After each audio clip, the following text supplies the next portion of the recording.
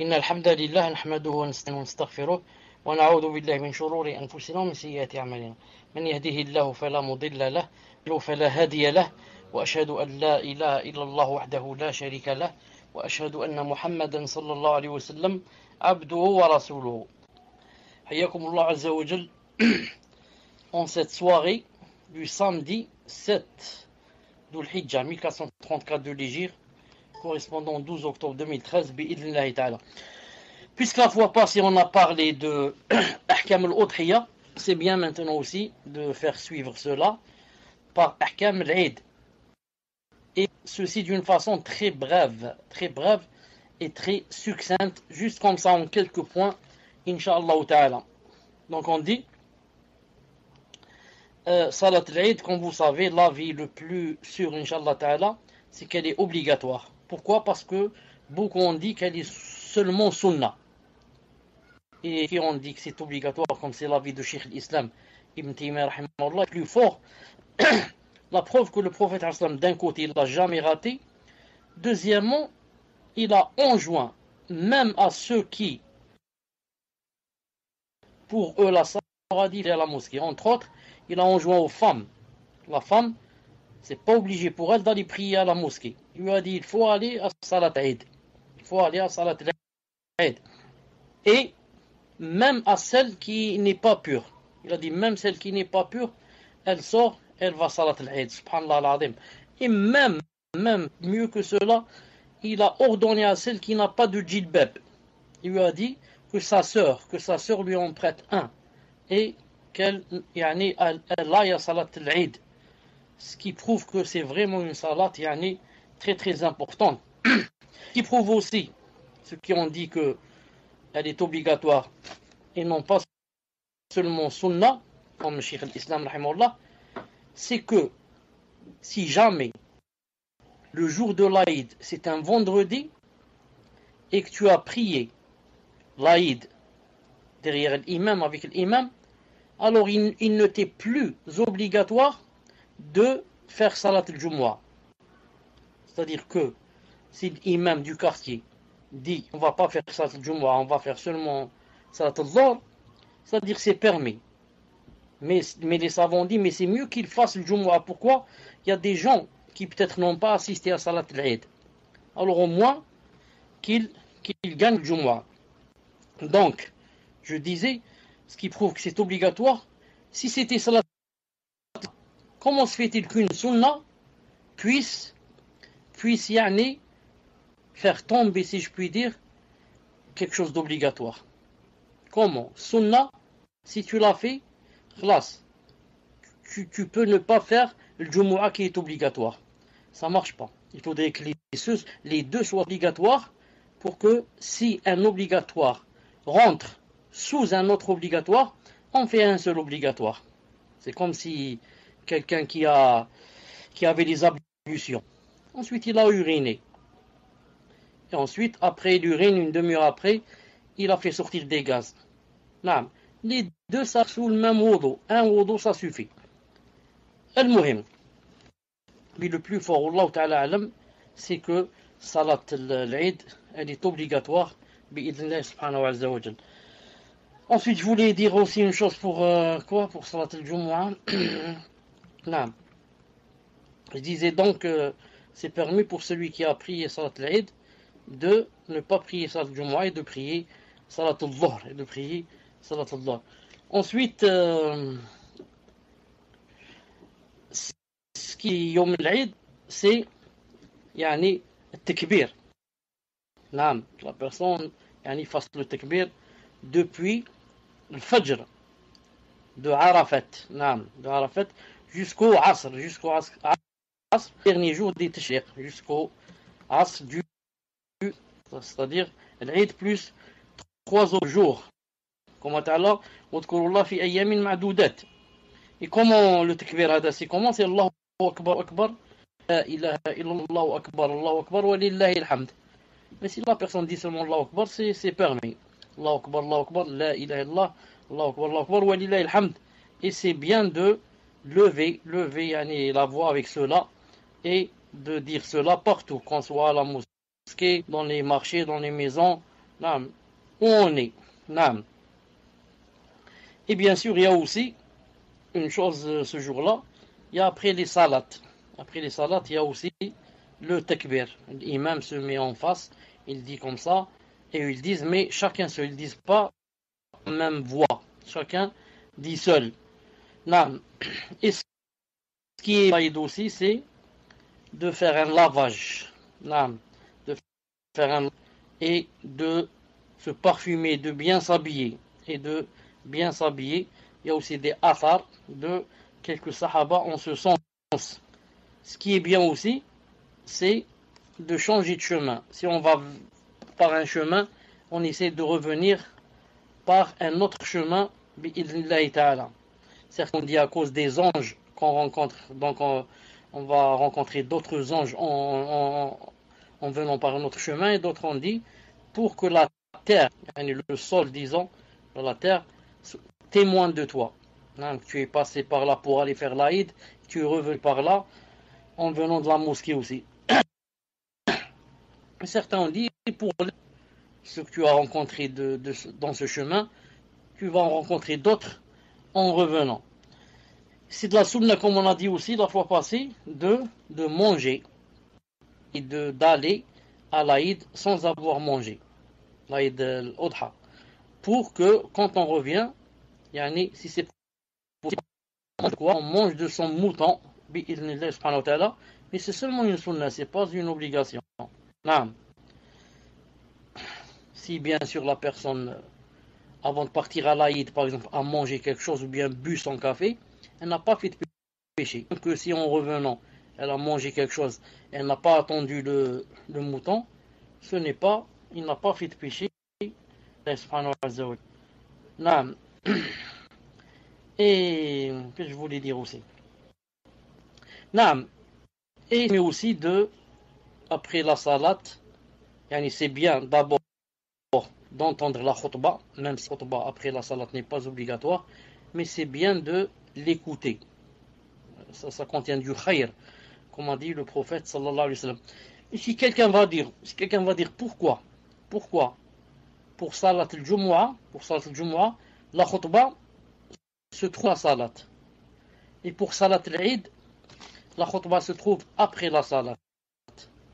On va dire, comme a dit Cheikh Fawzan, hafidahullah, Allah subhanahu wa ta'ala a'lam, il a dit, car la khutbah, pour ça, elle est avant la salat, car c'est une condition pour la salat. Naam. Et shart, da'iman yasbiqu al-mashrut.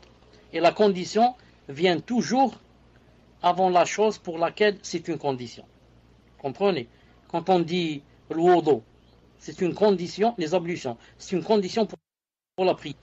Donc, quoi le premier? La condition, c'est-à-dire l'wudu, ou bien il y a la prière en premier? Non, c'est la condition qui vient toujours avant. Donc, la khutbah du Jumu'ah est une condition pour la salat Jumu'ah, donc elle vient avant. Une condition. Tandis que pour la khutbah de l'Aïd, non, c'est pas une condition. Quand l'imam termine la salat, il termine la salat. Quand il termine la salat, il va faire la khutbah. Si je veux, je n'assiste pas khutbah, je peux. Je n'ai pas de péché. Car c'est juste une sunna. Si j'assiste, j'ai des hasanat. Si j'assiste pas, qu'est-ce qui s'est passé? J'ai loupé des hasanat, c'est tout. Mais je n'ai pas fait de péché, bi'idhnillahi ta'ala.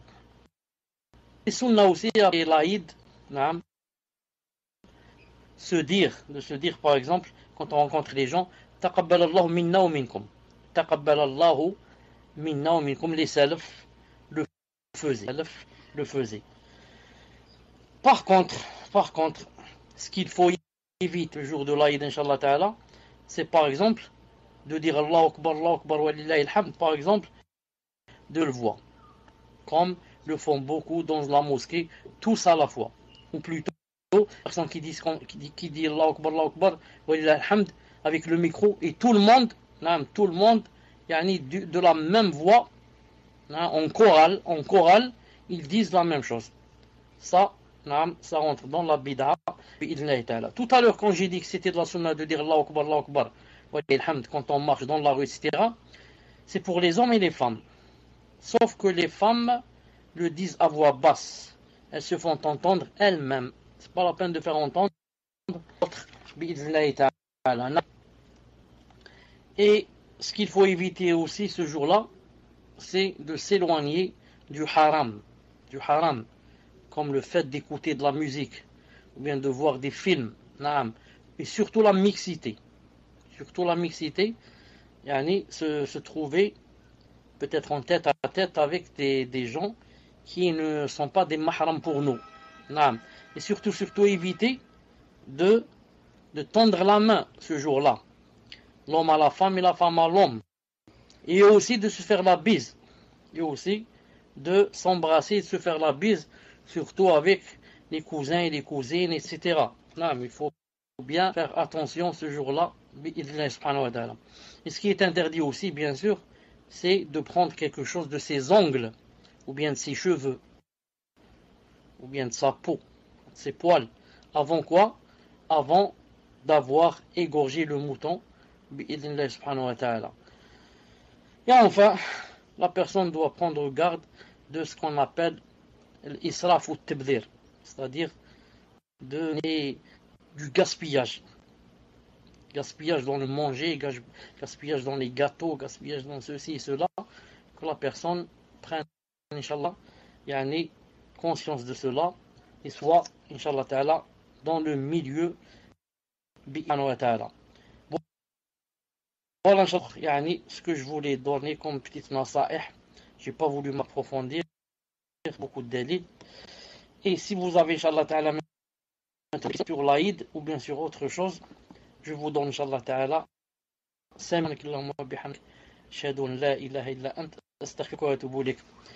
visiter les cimetières, ça rentre dans les interdites. Visiter le cimetière le jour de l'Aïd, c'est quoi? C'est bid'a. Et c'est car si on doit visiter quelqu'un le jour de l'Aïd, si on devrait visiter le vivant, pas le mort. Le mort, il est là, toujours à sa place, tu as tout le temps devant toi. Je dis, si on devait visiter, pendant l'Aïd, on visiterait un vivant. Pourquoi j'ai dit si on devait visiter? Car il y a quelques, ou plutôt certains, comme Cheikh Al-Albani qui dit que le jour de l'Aïd n'est pas fait pour les visites. On a dit, toi, tu ne connais ta famille que pendant l'Aïd. Et c'est vrai, c'est vrai.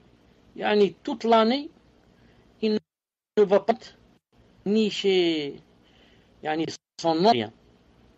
Il suffit que vienne l'Aïd pour qu'il aille. Nous, qu'est-ce qu'on dit? On dit normalement la personne n'attend pas l'Aïd pour y aller. Mais quand même, on ne peut pas dire que c'est interdit d'y aller. On ne peut pas dire que c'est interdit d'y aller. Surtout, si, par exemple, quelques gens, quelques parents, par exemple, qui n'habitent pas avec leur père ou leur grand-père, et qui, eux, ont mis dans leur cœur que le jour de l'Aïd, c'est fait pour les visites. Et que si jamais tu ne vas pas chez ton père pendant l'Aïd, qui habite à quelques kilomètres de toi, par exemple, il risque, par exemple, même de couper les liens avec toi. Pour lui, tu as fait un grand péché. Le jour de l'Aïd, mon fils ou ma fille est venu me voir le jour de l'Aïd. Si c'est comme ça, il vaut mieux y aller. Dans le sens, en mettant dans le cœur que, à cause il y a des hasanats en y allant, mais pour repousser ce grand mal qui pourrait découler de si je ne vais pas rendre visite à mes parents et comme ça. Wallahu subhanahu wa ta'ala alam. Donc dans 5 minutes, Inch'Allah ta'ala, subhanak Allahumma wa bihamdik, ashhadu an la ilaha illa anta, astaghfiruka wa atubu ilayk. Assalamu alaykum. Assalamu alaykum. Abu Zakaria, est-ce que tu es prêt? Inch'Allah, on commence. Bismillah wa salatu wa salam ala rasulillah. Naam, cher, je suis prêt. Et donc, cher, par contre, comme je vous disais la dernière fois, alhamdulillah, une sœur qui est entrée dans l'islam, bifadlillah, a également sa mère, par la grande miséricorde d'Allah Azza wa Jal, qui est également entrée dans l'islam. Et j'aimerais, Inch'Allah, qu'on commence par certaines questions qu'elles ont, Inch'Allah, afin d'enlever certaines ambiguïtés ou certaines interrogations qu'elles ont. Si vous le permettez, cher. Non, pour moi, il y avait beaucoup de coupures. Je n'entendais que quelques mots. Et des fois, ça restait presque une minute, il n'y a rien. Peut-être le problème est chez moi, Allahu A'lam.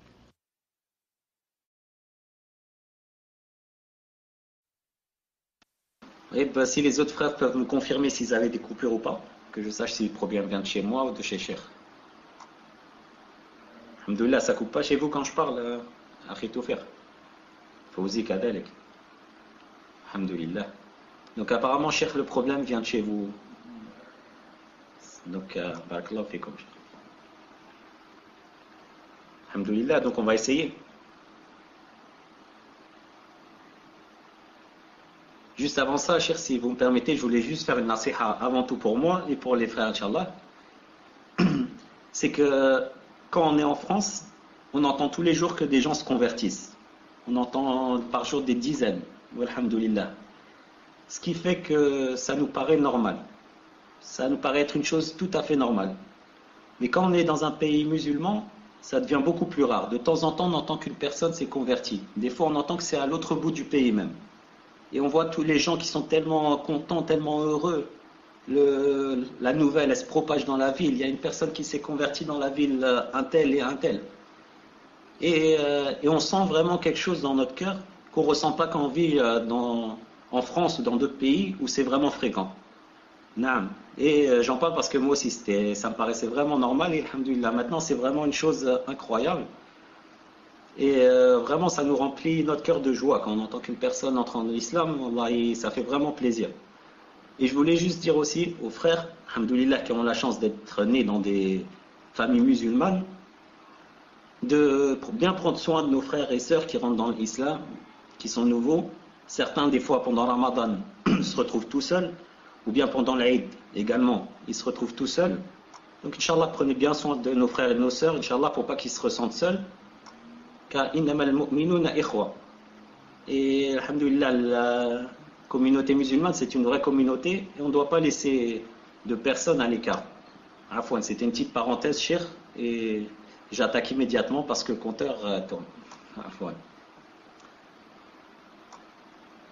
Donc la première question que se pose notre mère et notre sœur Fillah est: quand le prophète sallallahu alayhi wa sallam a dit que la prière de la mère était toujours exaucée. Exemple, elle prie pour que ses 3 enfants soient bien guidés, et il y en a un qui n'est pas guidé. Est-ce que cela est paradoxal, cher? Donc, quand le prophète ﷺ dit que les invocations de la mère pour ses enfants sont exaucées, et qu'il a fait des invocations pour que son fils soit guidé, mais qu'il n'est pas guidé, comment comprendre ce paradoxe, cher? Barakallahu fikum. Naam, alaykoum salam, rahmatullah wa barakatuh. Allah subhanahu wa ta'ala, cette femme, et qui les ait aidés pour se vers la vraie religion d'Allah subhanahu wa ta'ala. La de Jésus, Moussa, Moïse, Abraham et tous les messagers, 124 000, dont 315 prophètes, alayhim salatu salam. Alhamdoulilah que Allah subhanahu wa ta'ala ait aidé à sauver leur peau de subhanahu wa ta'ala préserver de l'enfer. Un peu en arrière pour dire, c'est vraiment dommage qu'il y ait des convertis, des frères et des sœurs sans famille qui se retrouvent seuls, surtout pendant le Ramadan et pendant qui ne sont pas invités par leurs voisins et musulmans. Cela sûrement que ce n'est pas bien et que ça peut rentrer dans les péchés. De voir ton frère esselé, tout seul, il habite tout seul, abandonné tout seul, qui convertir et qui passe le Ramadan toute seule. Peut-être qu'elle ne sait même pas qu'est-ce qu'on doit faire pendant le Ramadan ou ne pas faire. Il maintenant de préparer à manger et se trouver seul, sans famille, ni rien. la même. Quand je vois qu'il y a des sœurs reconverties qui se sont là, qui m'ont dit on a passé le ramadan toute seule dans la maison, toute seule. Aucune invitation des voisines musulmanes. Même chose pour l'Aïd. L'Aïd, ça.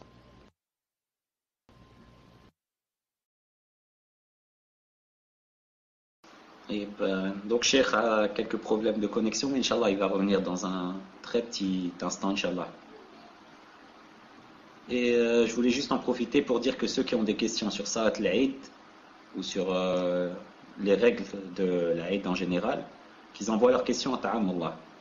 Quant à ceux qui ont des questions générales, alors qu'ils lèvent la main et attendent leur tour. Barakallahu fikum. Wa alaykum salam wa rahmatullahi wa barakatuh, Cheikh. Tafaddalu, Cheikh. Inch'Allah que maintenant c'est mieux. Est-ce que le son est mieux? On va essayer, on va voir. Peut-être c'est mieux aussi de ne pas allumer le timer. Il est 21h chez moi en Algérie. Il est 21h20. Rappelez-moi d'arrêter, Inch'Allah Ta'ala, à 22h20. Inch'Allah Ta'ala. Je disais, voilà. Je disais, Inch'Allah Ta'ala, que il faut bien faire attention aux reconvertis, et de les inviter pendant l'Aïd, pour participer à la joie de la famille, etc., du mouton, etc., et surtout pendant le Ramadan. Bon, quant à la question de la sœur qui a dit que voilà, il y a un hadith du prophète sallallahu alayhi wa sallam qui dit que les invocations, c'est-à-dire la prière de la mère est exaucée en ce qui concerne ses enfants. Comment se fait-il que celle-là, elle a par exemple 3 enfants, disons 2 qui sont bien sur la droiture, et la 3e personne n'a pas été exaucée. Non, elle est toujours sur le mauvais chemin. C'est ce que j'ai compris. Confirmez-moi, est-ce que c'est comme ça la question? Est-ce que c'est ce qu'a voulu dire cette sœur? Ibn Muhammad, confirme-moi. Est-ce que c'est ce que... Alhamdulillah. Donc je dis comme réponse, premièrement, le prophète, alayhi salam, quand il a dit que la prière ou les prières de la mère étaient exaucées, c'est vrai. Et il ne ment pas. Et tout ce qu'il dit est vrai. Mais il n'a pas dit seulement cela. Il a dit quoi? Il a dit que il y avait des conditions. Voilà une des conditions, par exemple. C'est pour ça qu'il y a, pour répondre à cette sœur, je lui réponds de 4 manières. La première manière de dire, il y a des conditions, comme dans l'autre hadith qui dit que une personne lève les mains et commence à dire Ya Allah, exaucez-moi.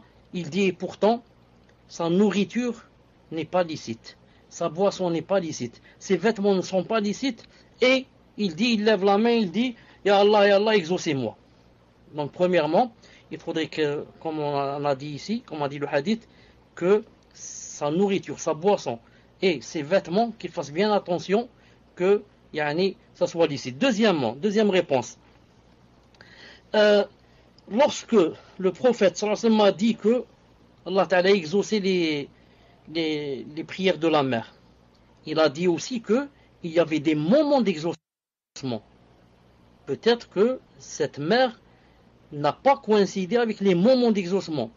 Comme pendant l'adhan, entre l'adhan et l'iqama, quand la pluie tombe, quand on jeûne et on va manger, le Jumu'ah, la dernière heure du Jumu'ah, et comme ça. Donc il y a des moments spéciaux, disons, d'exaucement. Peut-être qu'elle n'a pas concordé avec les moments. C'est la deuxième réponse. La troisième, le prophète sallallahu alayhi wa sallam a dit que, dans un hadith Hassan, il a dit que Allah subhanahu wa ta'ala ne répond pas, n'exauce pas à faire des prières, des invocations avec un cœur distrait. Non. Peut-être que cette personne, jusqu'à présent, elle n'a pas encore eu le khushu' nécessaire et l'humilité nécessaire qui devait se trouver dans le cœur quand on fait des invocations. Quand on fait des invocations, il faut le faire d'une façon avec humilité dans le cœur, se sentir vraiment pauvre et vraiment avoir besoin d'être exaucé et vraiment, disons, pleurer entre les mains du Seigneur exalté soit-il. Quatrième réponse. Il y a même une cinquième réponse. Quatrième réponse, on va dire que le prophète sallallahu alayhi wa sallam a dit que quand une personne fait des doigts, ce n'est pas obligé qu'il lui réponde. Dans un autre hadith, il a montré que ou bien il lui répond, ou bien il lui cache ça pour Yawm al-Qiyamah, ou bien il lui enlève quoi? Il lui enlève ce qui équivaut à cela en quoi? En souci et maladie, etc. Il est loin de lui cela. Non. Encore une autre réponse, une quatrième ou une cinquième. Quand le prophète a dit que si une mère faisait des doigts pour son fils, il exaucerait. Il n'a pas dit quand est-ce qu'il exauce. Donc le fait que je fais des prières depuis 2 ans, il ne m'a pas exaucé. C'est pas moi qui commande. Moi je sais que je dois faire des prières et je sais qu'il va m'exaucer, c'est tout. Mais c'est pas moi qui choisis le moment de l'exaucement. Il se peut que ça soit dans 3 ans, dans 4 ans, dans 5 ans, dans 6 ans. Et combien de personnes on a cru que jamais elles seraient exaucées? Et là, tu perds confiance et tu perds espoir. Tu dis ça y est, celui-là, il ne peut pas revenir sur le droit chemin. Il est foutu. Ça y est, il est vraiment noyé de l'autre côté. Et voilà que tu le trouves et il est devenu Masha'Allah. Sans que tu t'y attendes. Subhanallah al-Azim. Ça, c'est une quatrième ou cinquième réponse. Et il y a encore une autre réponse, et aussi importante, c'est quoi? Quand le prophète sallallahu alayhi wa sallam nous a demandé de faire des doigts, et il a dit que c'était exaucé, comme les parents et la mère, c'était exaucé.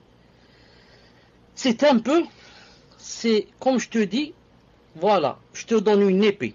L'épée, c'est quoi? Ce sont les prières que tu vas faire. Naam. Et je te dis, il y a en face de toi un ennemi. Si tu frappes l'ennemi avec ton épée, tu vas le faire tomber mort, c'est sûr. Mais à condition quoi?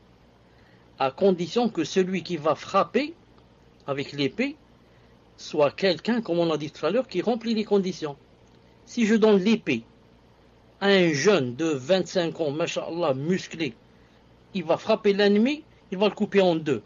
Et avec la même épée, je la prends, je la donne à un vieux de 80 ans, malade, qui tremble. Déjà là, quand je lui donne l'épée, elle tremble dans sa main. Et il ne peut même pas la prendre. Je lui dis frappe l'ennemi. Il ne peut pas le frapper. Naam. Ça existe. Et ça s'exauce. Mais encore faut-il, moi, comme j'ai dit tout à l'heure, que je remplisse les conditions pour que Allah subhanahu wa ta'ala m'exauce bi'idnillahi subhanahu wa ta'ala. Donc je dis à cette sœur, Inch'Allah ta'ala, la réponse sera bientôt bi'idnillahi ta'ala. Juste, il faut patienter un peu bi'idnillahi ta'ala. Tfaddal. Barakallahu fikum cher pour cette réponse. Et je voulais juste dire que je disais que la miséricorde d'Allah Azza wa Jalla est très grande, car non seulement la sœur est entrée en islam, mais sa mère également. Mais en plus de ça, alhamdoulilah, on a aussi un frère en islam, puisque son frère, le frère de la sœur aussi, bi'idnillah, est musulman, c'est notre frère, le frère Mathis. Et excuse-moi de ne pas avoir cité ton nom tout à l'heure, Akhi. Et si tu viens en Algérie, Inch'Allah, je t'invite personnellement pour me faire pardonner, Inch'Allah. Cher, la question suivante, c'est la question donc c'est toujours la question de la mère ou de la sœur qui demande, est-ce que cela sert à quelque chose ou pas de prier pour quelqu'un qui est mort mécréant, qu'il s'agisse d'un père, d'une mère ou autre? Barakallahu fikum cher. Naam. Avant cela, comme le frère ici qui a affiché le hadith authentique dans Bukhari Muslim, regardez aussi l'un des empêchements de l'exaucement des doigts. C'est de quoi? C'est de faire des prières, mais de s'empresser, de se hâter, et de se dire pourquoi je fais des prières et Allah Ta'ala ne m'exauce pas. Si la personne est jahl, ignorante, ne sait pas, on lui apprend, on lui dit voilà, il ne faut pas s'empresser, etc. Mais si elle sait qu'il ne faut pas s'empresser, elle s'empresse. Elle dit pourquoi moi il ne me répond pas, pourquoi il répond aux autres, etc. Dans ce cas, la personne a annulé ses prières, a annulé ses invocations. J'ai dit tout à l'heure, c'est pas nous qui commandons. Toi, tu fais ce qu'il t'a demandé de faire. Il t'a demandé de faire quoi? De faire des prières avec humilité, etc. Et tu remplis les prières. Mais ne commande pas, ne dis pas je dois être exaucé aujourd'hui ou tel jour ou dans 6 mois. C'est pas toi qui commandes. Naam. La deuxième question, elle dit que est-ce que ça sert à quelque chose si on a un parent qui est mort dans la mécréance? Je dis, ça ne sert à rien si on a un parent mort dans la mécréance de faire des prières pour lui. Je dis même que c'est interdit. C'est interdit de faire des prières pour quelqu'un qui est mort dans la mécréance. Et nous, qui sommes-nous comparés au prophète sallallahu alayhi wa sallam, qui lui-même, ses parents sont morts dans la mécréance. Et il est allé au cimetière de sa mère, pour faire des doigts, des prières pour elle. Et Allah Ta'ala lui a interdit. Il lui a dit, ce n'est pas permis. Donc il a pleuré, alayhi salam, et a fait pleurer tout le monde avec lui. Et de ce hadith, les savants ont pris quoi? Que c'est permis par contre d'aller visiter la tombe de la mère mécréante. Comme ici le prophète sallam qui est allé visiter sa mère. Allah Ta'ala lui a dit, c'est interdit que tu viennes, que tu fasses des prières pour elle. Mais il lui a pas dit, c'est interdit que tu viennes la visiter. Donc c'est permis d'aller visiter des parents qui sont morts dans la mécréance, mais ce n'est pas permis de leur faire des prières. C'est pour cela, donc ici je profite de dire une chose très importante. Quoi? Pour ceux qui ont des parents qui sont dans la mécréance. Donc c'est une occasion en or s'ils sont toujours vivants. Occasion en or à ne pas rater pour leur faire le rappel. Car si jamais ils meurent, c'est trop tard pour eux. Sauf, Allahu Alam, s'ils étaient vraiment de l'autre côté, qu'ils n'ont jamais entendu parler du prophète, sallallahu alayhi wa sallam, ou bien entendu de lui que du mal, et donc n'ont pas connu sa vraie image, et comment qu'il était vraiment. Ils n'ont entendu de lui qu'il était un sorcier, qu'il était un fou, qu'il était un pédophile, qu'il était ceci, qu'il était un terroriste, qu'il était cela. Peut-être que ceux-là seront parmi ceux qui seront testés Yawm al-Qiyamah. Wallahu ta'ala alam. Car le hadith est clair. Il a dit, alayhi salam, je jure par celui qui détient mon âme, que il n'y a pas il a dit comme ça, un chrétien ou un juif qui entende parler de moi et qui ne me suit pas, sans que, s'il meurt, il sera en enfer. Mais moi j'insiste sur la phrase, qui a entendu de moi. Est-ce que celui qui a entendu que le prophète alayhi salam était un terroriste et un pédophile et un possédé, est-ce que celui-là a entendu vraiment de lui ou bien il n'a pas entendu de lui? Tout réside dans cette question. Wallahu ta'ala alam. Tfaddal pour la troisième question. Barakallahu fikum, cher.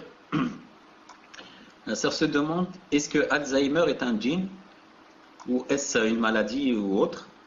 Et est-ce que cela sert à quelque chose de faire dire à quelqu'un qui a Alzheimer la shahada? Barakallahu fikum, cher. Regardez la question de tout à l'heure. Comme quoi, est-ce que c'est permis de prier pour quelqu'un qui est mort dans la mécréance? Il n'appartient pas aux prophètes et aux croyants d'implorer le pardon en faveur des associateurs, fussent-ils des parents, alors qu'il leur est apparu clairement que ce sont des gens de l'enfer. Vous avez compris? Il n'appartient pas aux prophètes ni aux croyants d'implorer le pardon en faveur des associateurs, après quoi qu'il leur est apparu clairement que ce sont les gens de l'enfer. Et quand est-ce que ça apparaît clairement que quelqu'un fait partie des gens de l'enfer? Quand il meurt. Donc il est vivant, on ne sait pas. À la dernière minute, il peut faire l'attestation. L'attestation. Être mort, c'est trop tard pour lui. Naam. Quant à l'autre question, pour Alzheimer, je dis, Alzheimer, ce n'est pas un djinn. ce n'est pas un djinn, ce qu'on appelle comment on dit un djinn en français, disons un esprit, non, ou un démon ou quelque chose comme ça. Non, c'est une maladie. C'est une maladie vraiment grave, puisque Allah subhanahu wa ta'ala nous préserve d'elle. Non. Qui entraîne la personne. Non. Au point où la personne, quand elle sort, elle ne sait plus où se trouve la maison. C'est vraiment grave. Elle ne sait plus où se trouve la maison. Et quand elle est dans la maison, si elle allume, je ne sais pas, le gaz ou là, comment ça s'appelle, le fourneau, elle peut le laisser allumer. Non, elle l'oublie, elle va dans l'autre chambre, elle a oublié qu'elle a mis, par exemple, une casserole ou une marmite sur le feu. Et elle peut faire donc vraiment des catastrophes. La personne qui est malade comme ça. Puisse Allah subhanahu wa ta'ala préserver. On a déjà cherché un hajj la nuit dans toute notre vie. Il ne sait pas qu'il a une maison et même s'il sait qu'il a une maison, il oublie le chemin. Al-Muhim, puisse Allah subhanahu wa ta'ala le préserver. Et enfin, la personne dit que ça sert de faire la shahada à la personne qui a Alzheimer. Je dis, si la personne, sa raison n'est pas avec elle, ça ne sert à rien de lui faire la shahada. Si sa raison n'est pas avec elle. Pour faire la shahada, il faudrait que je comprenne qu'est-ce que ça veut dire et qu'est-ce que je suis en train de dire. Et moi, j'ai parlé avec des gens qui ont la maladie de Alzheimer. Quand tu lui dis le mot, n'importe quel mot, il ne le comprend pas. N'importe quel mot. Tu lui dis par exemple, je donne un exemple. Tu lui dis par exemple, tu n'as pas vu Karim. Il comprend pas, il te dit quoi? Tu lui dis, tu n'as pas, il peut pas dire Karim. Il te dit Kari, Kami, Kati. Tu lui dis non, Karim. Tu dis Kari, Karo, et comme ça, il peut pas dire là. Le mot ne concorde pas dans sa tête. Il n'y a pas ce mot dans sa tête. Maintenant, après des efforts, s'il comprend que ça veut dire Karim, il te dit Karim, comment ça répéter Karim, Karim, d'accord, il est venu hier ou je ne sais pas quoi. Mais vraiment difficile pour lui faire comprendre un mot. Qu'en est-il la shahada? Tu vas lui dire de dire La ilaha illallah Muhammad Rasulullah. C'est pas possible. Non. Mais ici, si jamais sa raison est avec lui, alors on essaye. Mais si on sait que sa raison n'est pas avec lui, on perd son temps. Tfadal. Barakallahu fikum, cher. La question suivante est: pour faire la bise, faut-il commencer par tendre la joue droite ou il n'a rien à ce sujet? Barakallahu fikum. Il n'y a rien à ce sujet dans la sunna. On commence par la droite ou la gauche. Il n'y a rien à ce sujet, à ce que je sache, bi'idhnillah subhanahu wa ta'ala. N'oubliez pas de temps en temps de nous dire il reste temps, il reste une demi-heure, il reste 40 minutes et comme ça. Tfadal. Question suivante, Cheikh. Barakallahu fikum. Y a-t-il une histoire comme quoi l'âme du mort reste pendant 40 jours ou une chose en rapport avec cela? Barakallahu fikum. Non, il n'y a rien de cela authentique. Quand la personne meurt, 42 000, alhamdoulilah, quand la personne meurt, à partir du moment où son âme sort de son corps, jamais elle ne revient, ni ne reste dans la chambre, ni dans la maison, ni rien. C'est pour cela que, en ayant une croyance fausse, comme celle-là, de se dire qu'elle reste dans la maison 40 jours, c'est pour ça que tu vois maintenant beaucoup de musulmans font quoi? Font l'hérésie, la bid'a. La bid'a de quoi? Le 40e jour, qu'est-ce qu'ils font? Ils invitent des gens, ils leur préparent à manger, etc. Tu dis c'est quoi ça? En quelle occasion? Il te dit le 40. Il te dit le 40e. Pourquoi? Parce qu'ils ont une fausse croyance, comme quoi son âme est toujours dans la maison. Subhanallah al-Adim. Regardez quand on apprend mal sa religion, comment on tombe dans d'autres fautes, d'autres hérésies, d'autres péchés. Quand l'âme sort, là c'est trop tard. Jamais elle ne peut revenir à la maison, et encore moins ne peut revenir dans le corps, dans le corps d'une personne, comme c'est la croyance des hindous et des bouddhistes et des je ne sais qui disent que l'âme revient des fois dans le corps, le même corps, des fois dans un autre corps, dans un corps d'animal, dans tout ça, c'est mensonge sur mensonge et égarement sur égarement. Tfadval. La réincarnation, voilà, la réincarnation. Tfadval. Barakallahu fikum, Cheikh. Dans le même genre, la sœur demande, Cheikh, est-ce que pendant le sommeil, que l'on appelle la petite mort, est-ce que l'âme nous quitte ou pas? Barakallahu fikum.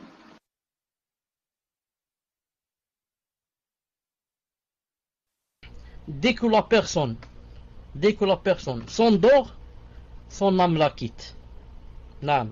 Comme a dit Allah Ta'ala dans le Coran, Allah yatawaffa al-anfusa hina mawtiha wallati lam tamut fi manamiha fayumsiku allati qada 'alayha al-maut wa yursilu al-ukhra ila ajalin musamma. Naam. Dès que la personne s'endort, son âme le quitte.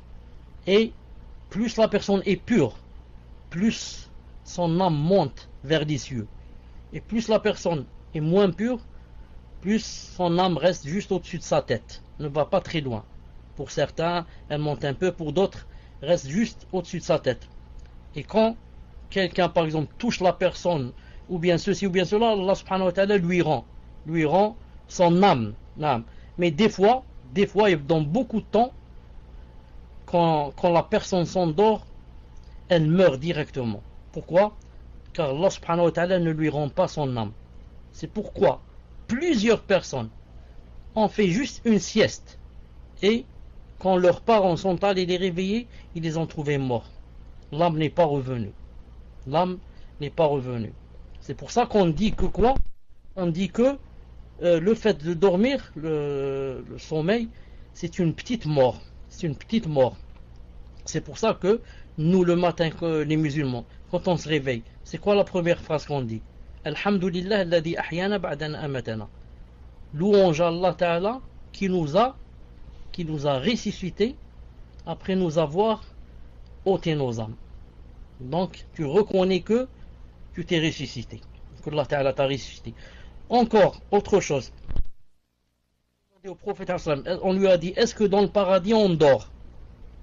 Il a dit non, car le fait de dormir, il a dit, c'est le frère de la mort.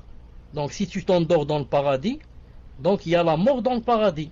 Le paradis, c'est pas fait pour dormir, c'est fait pour jouir des jouissances qu'il y a et des délices. C'est pas pour aller s'endormir là-bas et ronfler. Non. Ensuite, il y a autre chose aussi. Quand on dort, non, pourquoi Allah Ta'ala t'enlève ton âme et te la rend pour te réveiller?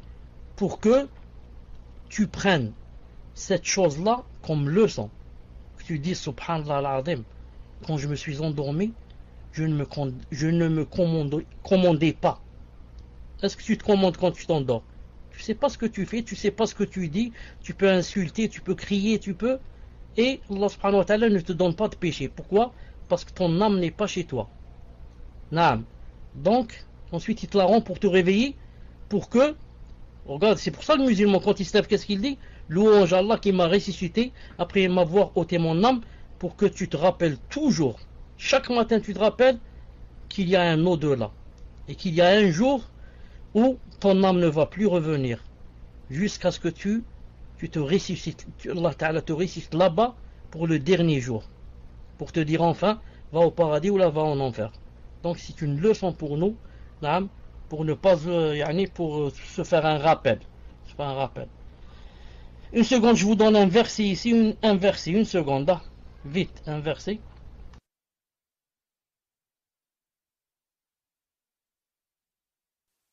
Regardez ce verset. وَنُقُهُمْ ذَاتَ الْيَمِينِ وَذَاتِ الشِّمَالِ. En bas, c'est ton diraïh bil wasid. C'est le verset dans Surat al-Kahf. Et tu les aurais criés alors qu'ils dorment. Et nous les tournons sur le côté droit et sur le côté gauche. Tandis que leur chien est à l'entrée, patte étendue. Si tu les avais aperçus, etc. à la fin du verset. Ce que je voulais dire ici, vous m'entendez, ce que je voulais dire, c'est lorsque Allah Ta'ala a dit, alors qu'ils dorment, donc ils sont en train de dormir. Qu'est-ce qu'il a dit? Après cela, il a dit, et nous tournons sur le côté droit, le flanc droit, et sur le côté gauche. Qu'est-ce qu'il a dit? Il a dit, et nous les tournons sur le côté droit et sur le côté gauche. Ce qui veut dire quoi? ce qui veut dire que c'est pas toi qui tournes. C'est Allah Ta'ala, il a dit, c'est nous qui les tournons. Ce qui veut dire que quand tu es sur ton côté droit, ensuite tu te fatigues, tu es en train de dormir, tu veux aller sur le côté gauche, c'est pas toi qui tournes. Pourquoi? Ton âme n'est pas chez toi. Naam. Il a dit, et nous les tournons. C'est Allah Ta'ala qui te fait tourner. Il te fait tourner à droite, il te fait tourner à gauche. Naam. Voilà. Tu n'as pas le contrôle, ton âme n'est pas chez toi. Tfadal pour une autre question.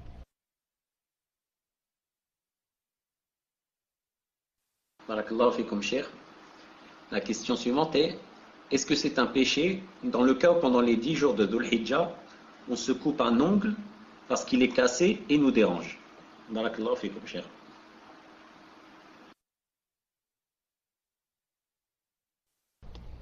Naam. Voici le hadith de tout à l'heure que le frère Ismaël a affiché quand je vous ai dit le frère de la mort. Naam. Il a dit, alayhi salam, il a dit, le sommeil est le frère de la mort et les gens du paradis ne dorment pas. Hadith rapporté par Abu Naïm, authentifié par Sheikh Al-Albani dans Silsila Sahih numéro 1087. Naam. Le sommeil c'est le frère de la mort et les gens du paradis ne dorment pas. Pendant les 10 jours, nous sommes dans les 10 jours de Dhul Hijjah. C'est interdit pour quelqu'un qui va égorger un mouton de se couper les ongles, etc. On l'a dit.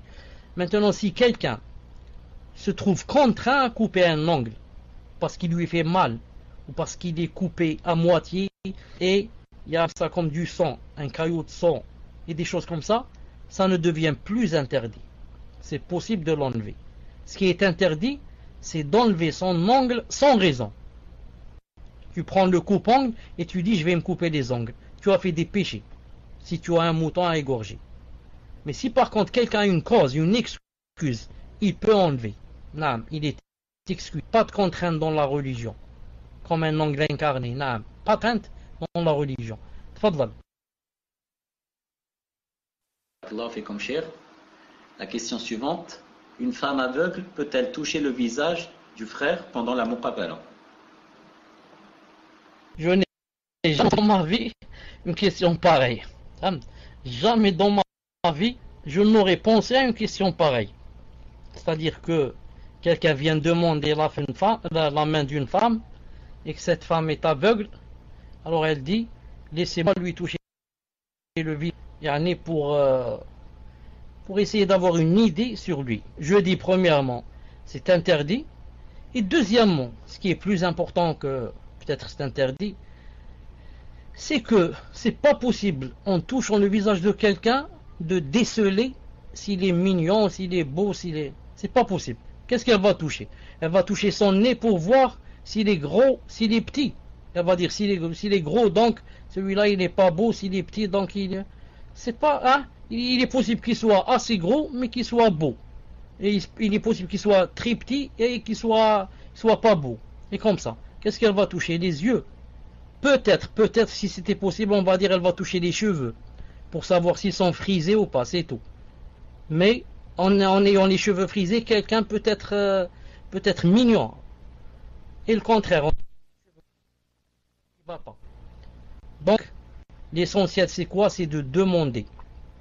De demander à la personne ou la personne qui est présente avec la femme, est-elle, elle délègue par exemple quelqu'un avec elle qui lui dit voilà comment qu'il est et des renseignements sur physique, de décrire, voilà. Donc quelqu'un avec elle, quelqu'un de confiance, et cette personne lui décrit, et lui dit si c'était à ta place, c'est quelqu'un qui convient physiquement, ou bien c'est quelqu'un qui convient pas. Mais ce n'est pas en le touchant. Naam, tfaddal.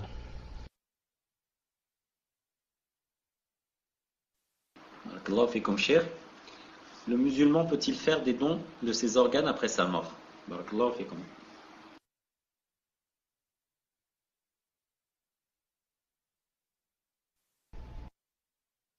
Dans cette question, les savants ont divergé.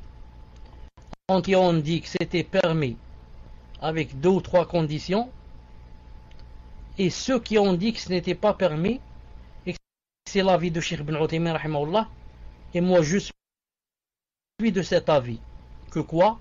Nous a créé chaque lui a donné des dons, j'ai dit des dons, des organes, des mains, des yeux, un nez, des cheveux, etc., pour qu'il puisse vivre. Naam. Ce qu'il lui a donné ne lui appartiennent pas, mais appartiennent au Créateur. Donc maintenant, si je dois donner, je dois avoir la permission du Créateur. Et maintenant, je suis mort, et même si j'étais vivant, il n'y a aucune permission, ni dans le Coran, ni dans la Sunna. Parce que vous savez qu'en islam, on dit quoi? On dit que nous, on ne s'appartient pas. Moi, c'est pas mon père qui m'a créé ou ma mère. Ma mère m'a enfanté. Et mon père, a été une cause, c'est tout. A été une cause avec ma mère, ils m'ont donné. Mais ils ne m'ont pas créé. Donc celui qui m'a créé, c'est qui? C'est mon créateur, Allah Ta'ala. Donc c'est lui qui me commande. C'est pour ça que je n'ai pas le droit de faire ce que je veux. Je ne mange pas ce que Allah Ta'ala n'aime pas. Je ne m'habille pas de la façon dont il n'aime pas. Je ne dis pas les mots qu'il n'aime pas. Et comme ça. Pourquoi? Car en fait, c'est lui qui m'a créé et m'a donné des ordres que je dois suivre et des choses dont je dois m'éloigner. Donc, ce que je possède comme doigts, comme yeux, comme oreilles, tout ce que je possède, je ne peux m'en servir. Je ne peux m'en servir, ça ne m'appartient pas. C'est pour ça que la vie le plus juste, Inch'Allah, le plus fort, c'est de ne pas donner tant qu'on n'a pas la permission du Créateur. Tfadlal.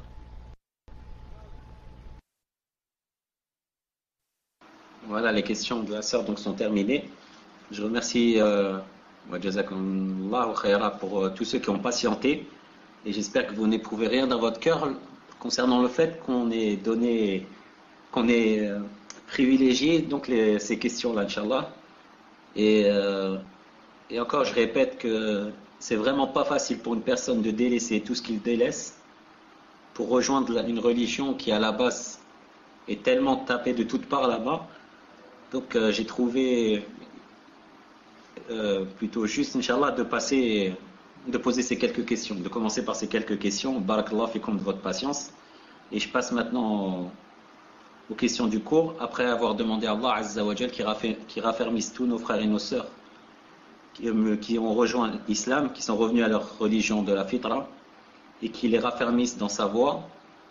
Et je passe encore un énorme salam à notre frère Matisse, Inch'Allah, et j'espère qu'il ne m'en veut pas de l'avoir oublié tout à l'heure, Inch'Allah. Donc je passe aux questions du cours, Inch'Allah. Question sur Salat al-Eid. Au contraire, barakallah fik, akhi, j'avais pas lu le salon, j'étais sur la feuille Word. Barakallah fik, akhi.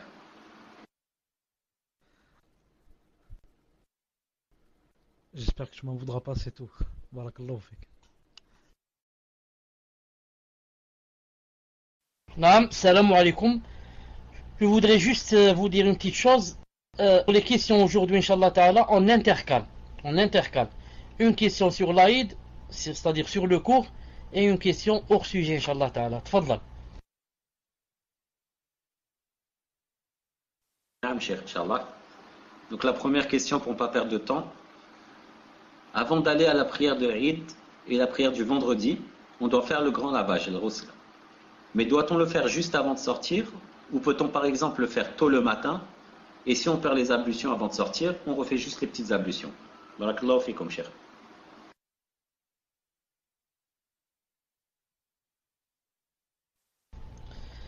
Dans la question c'était, pour l'Aïd et la prière du vendredi, on doit faire le grand lavage. Je dis, le mot ou bien le verbe on doit, c'est un peu fort. Pour le Jumu'ah, oui. Pour le vendredi, on doit. Pour l'Aïd, non. C'est juste recommandé. Ça, c'est premièrement. Deuxièmement, pour l'Aïd, quand est-ce qu'on fait ce ghusl? Là, on le fait après la prière du matin. Après la prière du matin, là, on fait, car l'Aïd, la salat de l'Aïd n'est pas loin de la prière du matin. Juste on fait la prière du matin, on fait le ghusl. Certains savants ont dit, si on n'a pas le temps, et qu'on sait qu'en allant à la prière du matin, on ne va pas revenir jusqu'à l'Aïd, ils ont dit, ma'alish de faire le ghusl avant l'Aïd. La salat Jumu'ah, quant à la prière du vendredi, plus tu retardes le roust, plus c'est mieux. Pourquoi? C'est quoi le but du lavage du vendredi? D'aller à la mosquée sans avoir de mauvaise odeur, sueur. Donc maintenant, si tu vas te laver à 6 heures du matin et tu vas aller à la prière à 13 heures, donc regarde, tu vas rester 5 ou 6 heures, donc tu vas suer. Donc c'est mieux d'attendre. Quand je suis prêt pour aller à la salat, qu'est-ce que je fais? Je me lave et je me parfume et j'y vais bi'idhnillahi subhanahu wa ta'ala. Tfaddal.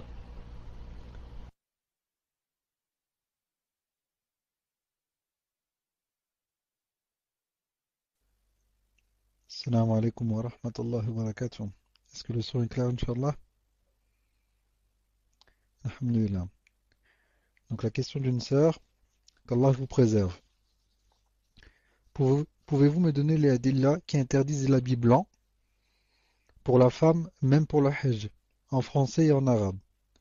Car mon mari a demandé à la Mecque, à des chouyours, qui répondent aux questions dans des box.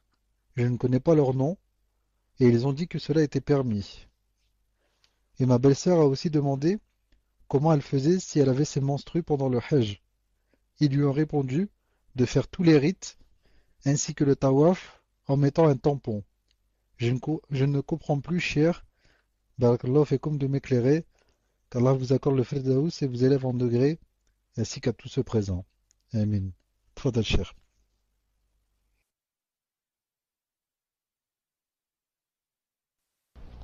Le hajj, je ne sais pas d'abord cette personne à qui elle a demandé. Le hajj, vous pouvez lire dans tous les livres des savants, des vrais, de Al-Sunnah wal-Jama'a, ils disent que il n'y a pas une tenue spéciale blanche comme pour l'homme. Comme pour l'homme.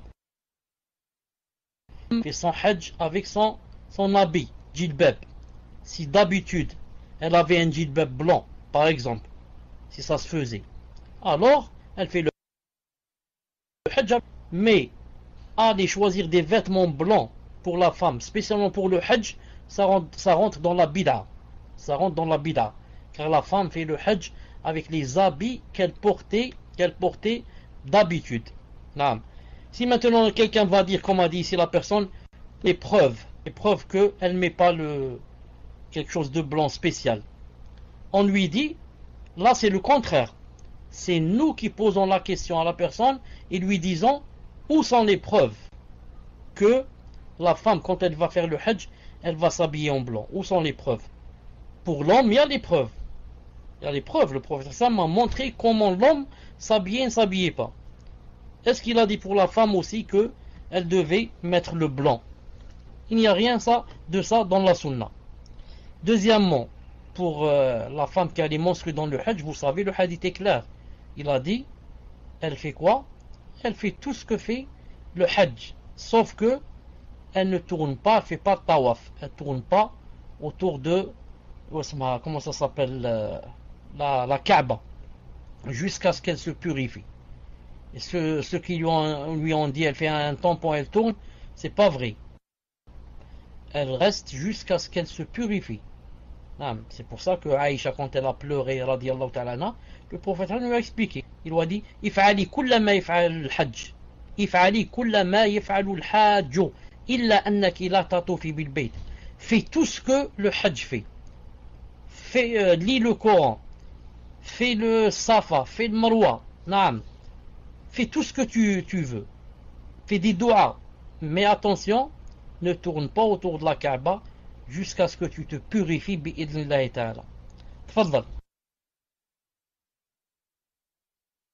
Dire, je ne sais pas à qui a demandé, je ne sais pas, peut-être il a demandé à des gens qui n'ont pas de science, ou bien des gens de madhab, des gens de ahnaf, de je ne sais pas quoi, qui sortent pas du madhab. Tfaddal. Non, Cheikh, en fait, dans les blocs, enfin dans les sortes de petites cabines, il y a, de temps général, ce sont des personnes qui ont eu le magistère ou le doctorat, mais on ne sait pas exactement le manhaj ou autre, ça veut rien dire. Donc, question suivante. Question d'un frère qui demande, est-il possible à une femme dont les enfants sont en bas âge de ne pas assister à la salat al-Eid, sachant qu'ils peuvent perturber la salat. Barakallahu fikum, cheikh. Tu as dit, est-il permis à un homme ou bien à une femme? C'est-à-dire, tu parles de la mère ou du père? Tfaddal. C'est un homme qui demande si une femme a la permission donc de ne pas aller à salat al-Eid à cause des enfants. Normalement, si les enfants, elle sait que elle peut les emmener avec elle, il n'y a pas de problème, même s'ils pleurent. Car autant du prophète, les enfants pleuraient derrière lui. Et à cause d'eux, il raccourcissait la salat, comme vous connaissez le hadith authentique. Tellement c'est important. Et maintenant, si vraiment il est de bas âge et qu'elle a peur qu'en le prenant, qu'il prenne froid ou que ceci, cela, ou elle n'a pas où le laisser, Inch'Allah ta'ala, peut-être qu'elle est excusée. Non. Mais sinon, si elle a les moyens et elle sait qu'elle peut le prendre et que, Inch'Allah ta'ala, rien ne peut lui arriver, qu'elle le prenne et qu'elle ne rate pas, Inch'Allah ta'ala, cette assistance. Tfaddal.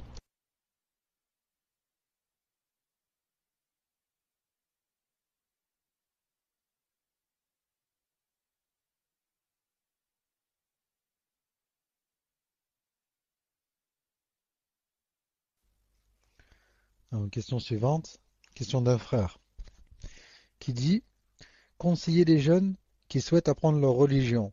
En France, il y a beaucoup de mises en garde sur le net. Nous n'arrivons pas à comprendre comme il le faut. On désespère et notre foi baisse. Conseillez-nous, qu'Allah vous augmente en science ou... Allahu alam, je n'ai pas la suite de la question. Tfadal, cher.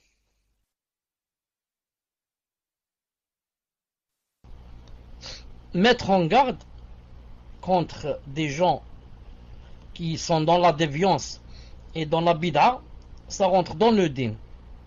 Mettre en garde contre des gens qui sont égarés, qui égarent les gens, rentre dans le din. Même je dis mieux que cela, que celui qui ne met pas en garde contre les gens qui égarent les gens, il les trompe, celui-là, ou bien il n'a pas bien compris la religion, ou bien sa foi est vraiment faible. Car certains te disent quoi? Te disent tu fais de la médisance. Tu es en train de parler de quelqu'un qui n'est pas présent, tu parles de lui, il ne faut pas lui assister, etc. Tu te trompes, je lui dis. C'est toi qui as appelé ça de la médisance. Ça s'appelle de la nasiha. Moi, quand je vois quelqu'un, je suis avec toi dans le bus, et je vois un voleur, un pickpocket, c'est après qui commence à t'enlever le portefeuille. Est-ce que je te laisse? Je le laisse faire comme ça, ou bien je mets en garde, je te dis attention, il est en train de te voler. Je dis au voleur, taqillah, et comme ça, ou là je me tais. Donc ça, c'est une chose de ce bas monde. Il va te prendre juste quelques euros et je n'ai pas le droit de me taire. Qu'en est-il quelqu'un qui va t'égarer, qui va te montrer des choses fausses et qui va te jeter en enfer? Comment je le laisse et je ferme les yeux et je dis que chacun sa tombe. Reste que il y a des exagérateurs en cette chose. Il y a des gens qui n'apprennent jamais leur religion et qui ont fait des mises en garde leur religion, c'est tout. Depuis qu'ils se lèvent pour Salat al-Fajr, parenthèse, s'ils se lèvent, jusqu'à Salat al-Isha, ils nous livrent de Aqidah, ni un livre de fiqh, ni un livre de sira, ni un livre de tafsir, ni il entend un cours de savant. Du matin au soir, il ne vit que pour les mises en garde. Et quand il entend que quelqu'un en a mis une garde contre, il est tout content, plein de joie. C'est comme s'il avait quoi? Subhanallah, c'est comme s'il avait quelque chose de personnel avec cette personne sur laquelle on vient de mettre en garde. Il y a même des gens qui sont contents. J'ai lu une fois, quand on a mis en garde, comment on dit, quand on a mis une mise en garde contre le frère Abdelmalik Ramadani. J'ai lu quelqu'un qui a dit Alhamdulillah, Allah l'a fait tomber, Alhamdulillah. Un autre a dit, un traître, c'est un traître. Allah l'a démasqué. Et comme ça, il y a des gens qui sont contents qu'on fasse des mises en garde contre des gens. Et plus grave quoi, si jamais cette personne ou d'autres sur laquelle on vient de mettre en garde, reviennent et fassent la tauba, et reviennent sur le droit chemin, il y a des gens qui n'aiment pas. Et disent, subhanallah l'adem, moi j'aime pas qu'ils soient revenus. Pourquoi? Donc il y a des gens qui font ça par hasad. Il y a des gens qui font ça pas par sincérité, pas par amour là, non, c'est une chose personnelle. J'aime avec X, ça me ferait plaisir qu'on fasse une mise en garde contre lui. المهم, je dis, Ibn Uthaymin, Cheikh Ibn Uthaymin rahimahullah, Cheikh Fawzan, Cheikh Rabi' lui-même, hafidahullah, tous les grands disent et on dit attention aux exagérateurs et aux exagérations. Si vous voulez, vous avez le temps, je vous lis 10 minutes ce qu'a dit Cheikh Ibn Uthaymin à propos de ceux-là qui du matin au soir ne parlent que des mises en garde et se passent des cassettes du matin au soir, écoutent ce qu'ils ont dit sur X, sur Y, sont mis à prendre leur religion. Et ceux-là, ils sont pas en Algérie, en France, à la Mecque, où vous allez, vous les trouvez. Mais ils sont beaucoup plus répandus ces temps-ci en France. Ils sont beaucoup plus en France qu'ailleurs. Pourquoi? Car en France, comme vous savez, il n'y a pas de grands savants. Et même parmi les talibou'in, il y a des talibou'in qui peuvent leur faire des rappels. Alors ils sont là, tout seuls, ils font ce qu'ils veulent. Et ils ne parlent de cela que de cela. Et là, la plupart de ceux-là, malheureusement, ne continuent pas. Ils font ça quelques mois, une année, 2 années. Ensuite, eux-mêmes, c'est comme le feu. Le feu, il faut lui jeter le bois. Sinon, qu'est-ce qu'il va? Il va s'éteindre. C'est comme ça, il s'éteint. Et beaucoup d'eux, ici en Algérie, que je connais moi personnellement, ont arrêté la salat même. À force de ne trouver ce qui parlait. Et Qaddarallah, ont abandonné la salat et maintenant sont tout à fait dans l'autre côté. Donc mettre en garde contre ceux qui les savants ont mis en garde contre eux, mais à condition de ne pas faire de cela, d'aidan, de ne parler du matin au soir que de cela. Non, du matin au soir, j'apprends mon din et j'apprends ma aqida. Et quand c'est le moment de parler de la mise en garde, je parle. Mais ce n'est pas du matin au soir. Naam. Tfadal.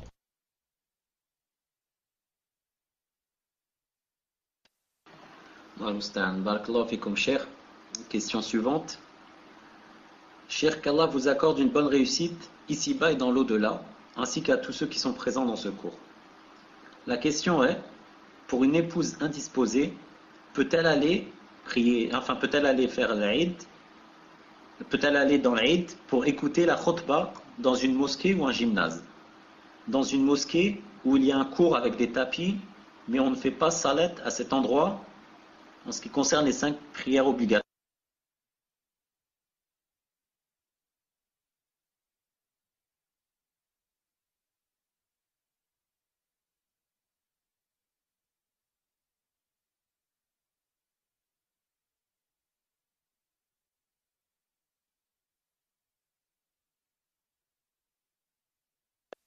Je ne sais pas.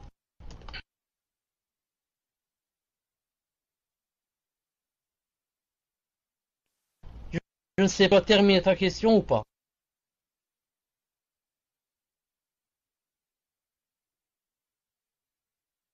Je ne sais pas à quel moment ça s'est arrêté pour vous, cher.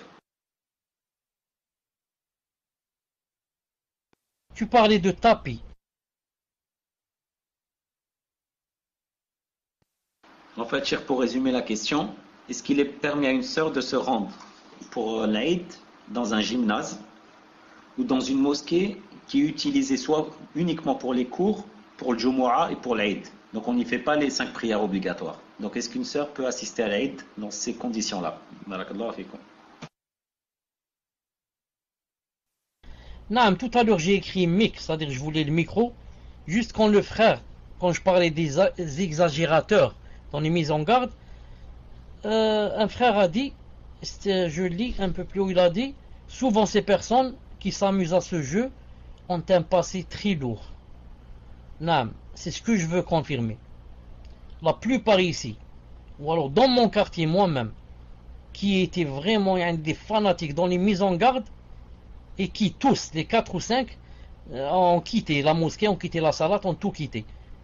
Ceux-là, je les connais personnellement, naam, tous, ou la plupart, quoi, qui vraiment, quand il était, avant de faire la tauba, ils étaient vraiment de l'autre côté à fond, de grands voleurs ou de grands je ne sais pas quoi. Il y en a même chez nous ici qui étaient dans le maquis pour se rebeller contre le gouverneur. Et quand ils font la tauba, la première des choses avec laquelle ils commencent, au lieu d'apprendre leur religion, ils commencent par les mises en garde. Et dans le milieu, il y a la mise en garde, et à la fin, il y a la mise en garde. Et à la fin, ils se trouvent vraiment loin. Je disais, cette femme doit aller, Inch'Allah Ta'ala, pour Salat al-Eid. Salat al-Eid, normalement, ça se fait pas dans la mosquée. Mais si les gens ne la font que dans la mosquée, tu n'as plus le choix. C'est pas à cause d'eux qui n'ont pas voulu la faire ou n'ont pas pu la faire dans un musalla que je ne vais pas aller à l'Aïd. Donc la femme même impure, si c'est dans un gymnase ou je ne sais où, elle doit y aller bi'idnillahi ta'ala si ce n'est pas loin d'elle. Tfadlal.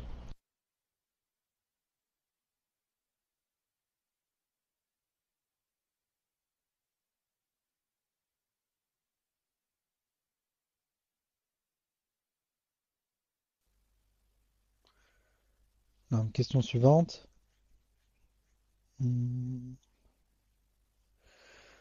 Donc la question est semblable, cher, à quelques... Je voulais aller, Inch'Allah, parce qu'il y a un petit complément, Inch'Allah. Jazakumullahu khairan pour votre rappel. J'aimerais savoir que doit faire la femme qui a ses menstrues le jour de l'Aïd. Doit-elle se laver quand même? Et puis-je rentrer dans le gymnase où ils font salat, mais je resterai en retrait? Tfadal, cher. Par rapport au lavage, je vous ai posé la question.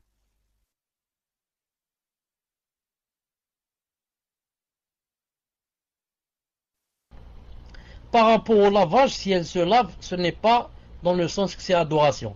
Si elle se lave dans le sens où elle enlève les sueurs et les mauvaises odeurs, comme pour la Jumu'ah. La Jumu'ah, la femme, si elle va à la Jumu'ah, même si c'est pas obligé pour elle la Jumu'ah, mais si jamais elle y va, elle doit faire le ghusl, comme a dit Cheikh Rabi' Hafidahullah. Donc ici aussi pour l'Aïd, si elle se lave, c'est juste pour enlever les mauvaises odeurs, bi'idna ta'ala. Sinon, les menstrues, vous savez, ça ne part pas avec le grand ghusl. Et comme j'ai dit, pour le gymnase, elle peut y aller bi'idnillahi ta'ala. Tfadla.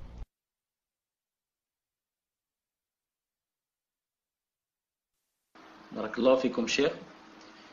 Question suivante d'un frère qui demande: je voulais savoir si dans ma mosquée, les gens commencent les adkar en groupe et à haute voix, une demi-heure avant Salat al-Eid. Est-ce que je dois m'y rendre après, juste pour la prière, ou bien y aller avant et ne pas réciter avec eux? Barakallahu fikum, cher.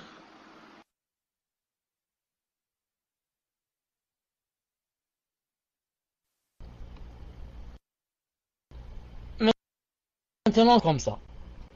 Même zama, dans certaines mosquées, où il y a des salafis. Et tu trouves les gens qui font ces choses-là. Qaddarallahu ma shafa'al. Inna lillahi wa inna ilayhi raji'un. Al-muhim.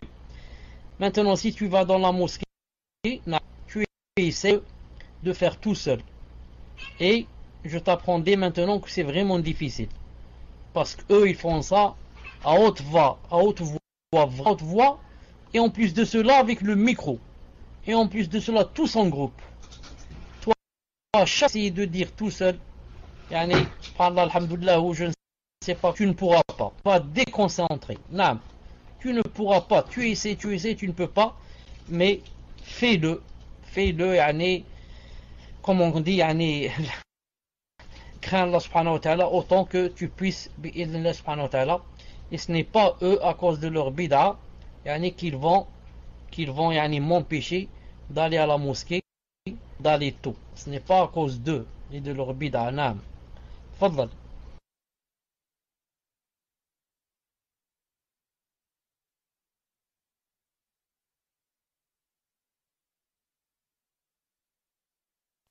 Apparemment, Muslim n'est pas là, donc je pose une autre question, cher.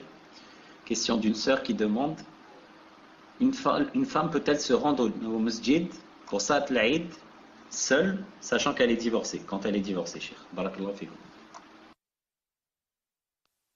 Et naam, quand elle n'a pas de mari, et pour aller à Salat al-Eid, ce n'est pas un voyage. La femme, c'est quand elle fait un voyage qu'elle a besoin de son mari ou de son frère ou de son père. Mais, puisque maintenant elle ne voyage pas, elle va seulement à la mosquée, elle est toujours dans la ville. Elle n'a besoin de personne pour l'accompagner, sauf si elle a peur des agressions ou autre chose. Dans ce cas, elle doit prendre quelqu'un avec elle ou bien elle reste à la maison, si vraiment c'est dangereux pour elle. Fadlal.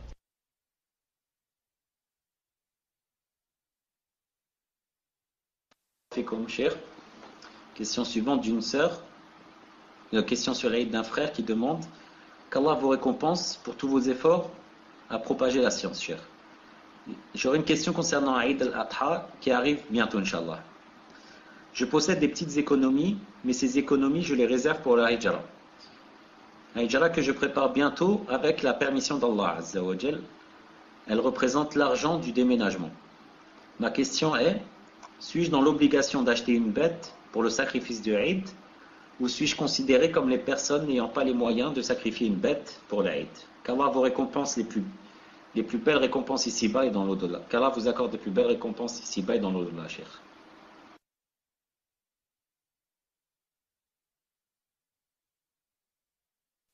Franchement, je ne connais pas la réponse à cette question. Car d'un côté, le hadith a dit que celui qui a et qui ne sacrifie pas, il a dit quoi?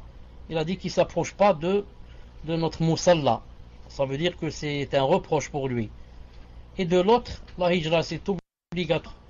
Et maintenant, faire des économies, c'est aussi obligatoire. Dans le sens que donc je dis quoi? Je dis Allah subhanahu wa ta'ala a'lam.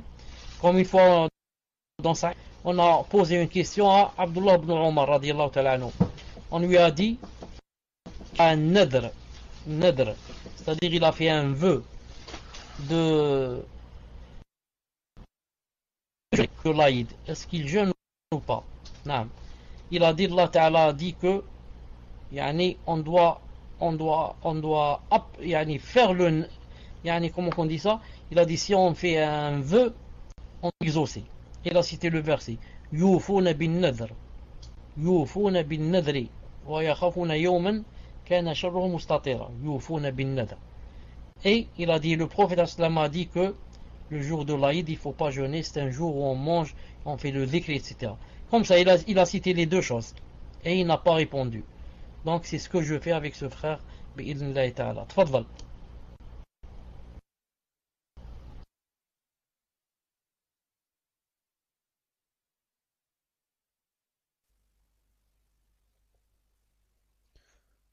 Naam, donc, dernière question, Wallahu alam, cher. Question d'une sœur. Pouvez-vous m'expliquer le statut de l'enfant adultérin et de sa filiation? Et dans le cas où l'enfant est une fille, est-il son mahram? Peut-il être son tuteur pour le mariage? Jazakumullahu khairan. Naam, donc ce ne sera pas la dernière question. Le cher rajoute 10 minutes. Tfadal, cher.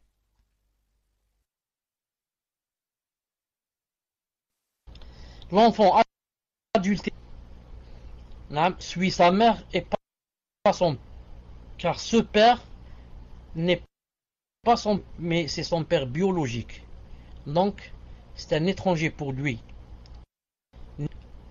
L'enfant hérite le père, ni le père hérite l'enfant. Si c'est une fille, cet homme-là est un quoi? Est un étranger pour elle. Elle doit se voiler devant lui. L'hériter, ni lui ne peut l'hériter. Par contre, si cet homme qui a fait la fornication avec sa mère, après la fornication, et le repentir, se marie avec sa mère, dans ce, il n'est plus obligé à la fille, c'est-à-dire à sa fille ne lui est plus obligée de se voiler devant lui, car un beau-père. Non. Si pas, cette fille-là, ou bien ce garçon, ils suivent leur mère. Leur mère, c'est leur vraie mère, et non le père biologique. C'est pour cela que, si jamais leur meurt, cet enfant va hériter sa mère. Et si l'enfant meurt, cette mère hérité. Non. Voilà, Inch'Allah, pour la réponse, mais s'ils étaient des koffars, vous savez, si c'est des mécréants, ma'alish.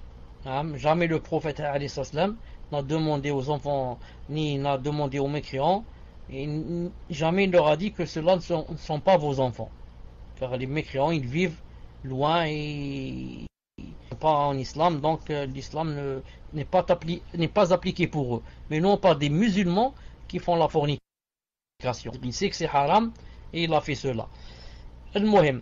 Et même en faisant la zina, certains ont dit qu'ils pouvaient donner le nom au père, le nom du père, mais vraiment dans des cas vraiment restreints.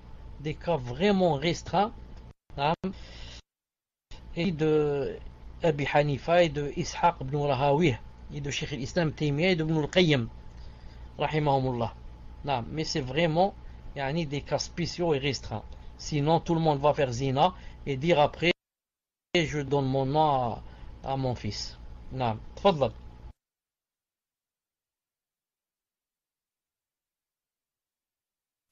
Allah fait comme cher. Une sœur demande une précision tout à l'heure par rapport à la question de la bise.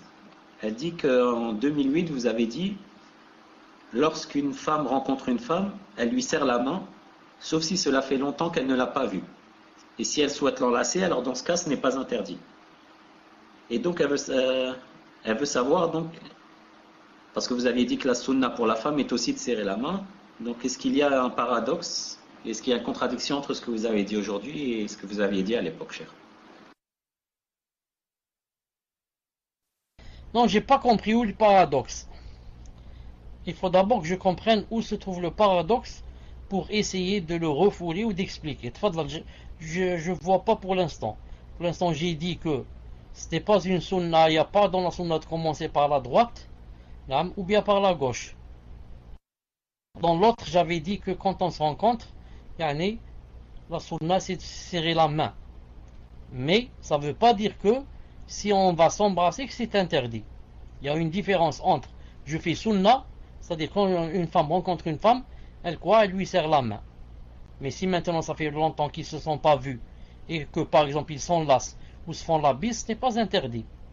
Tfadlal.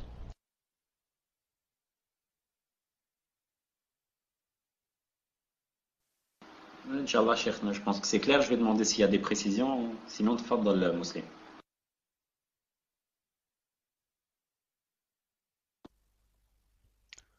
Donc, question suivante. Barakallahu fikum pour vos cours. Avec mon mari, nous sommes en train de divorcer, car nous ne respectons plus nos droits. Nous avons patienté et pris sur nous, mais ce n'est plus possible. On ne s'entend pas. La décision est déjà toute prise, seulement ma mère est contre et me fait la tête à cause de cela.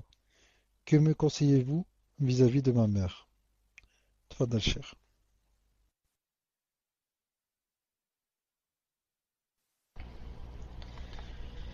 Si la sœur qui pose la question, je crois que c'est une sœur, Allah Ta'ala alam, si la sœur sait que peut-être Inch'Allah Ta'ala se réconcilier à la longue, qu'elle prenne alors de l'avis de sa mère pour en même temps faire plaisir à sa mère et Inch'Allah Ta'ala comment lui obéir. Mais si elle sait qu'il y a un langage de bois et comme on dit langage de sourd et que ce n'est pas possible et que c'est vraiment incompatible de vivre les deux, que vraiment on n'est pas fait l'un pour l'autre, que vraiment c'est pas possible, ça fait des années qu'on a essayé, etc., ça ne marche pas. Donc dans ce cas, surtout si je suis encore jeune, il vaut mieux قدر الله ما شاء فعل, que je décide maintenant avant que ce soit trop tard. Car si je dois décider trop tard, quand j'aurai 5 enfants ou 6 et j'aurai 40 ans ou 45 ans, c'est vraiment difficile. Ce n'est pas comme maintenant que je suis jeune et que je suis sûr que ça ne marche pas. Non. Dans ce cas, qu'est-ce qu'elle doit faire? Elle doit essayer de convaincre sa mère et de lui montrer que moi, je ne cherche pas le divorce car j'aime divorcer. Mais je cherche le divorce car j'aime me marier. J'aime famille, une vraie et des enfants, etc. Et ce n'est pas le cas dans ma situation. Avec cet homme, ça ne marche pas. Je ne serai jamais heureuse, il n'y a pas de foyer, il n'y a rien. Donc moi, si je divorce, c'est pas car j'aime le divorce. Je sais qu'Allah Ta'ala n'aime pas le divorce. Et je suis dans un... Je suis à me rattraper avant que ça soit trop tard. Wallahu Ta'ala alam.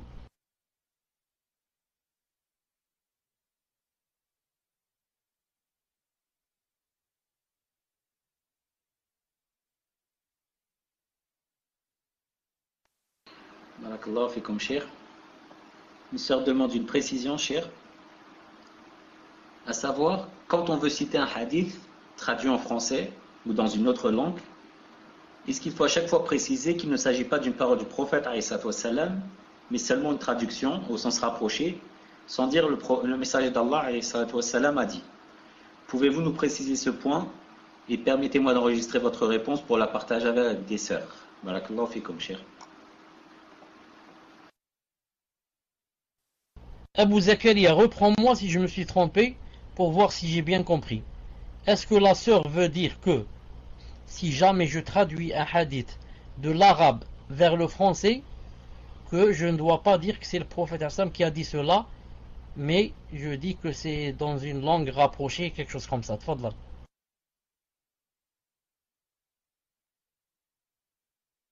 Ah, cher, en fait, quand une personne dit parle en français et dit le prophète salam a dit, est-ce qu'elle doit préciser à chaque fois, traduction rapprochée ou dans le sens ou autre, ou est-ce qu'il suffit qu'elle dise le prophète salam a dit, nul n'est croyant tant qu'il n'aimera pas pour son frère ce qu'il aime pour lui-même, par exemple, cher.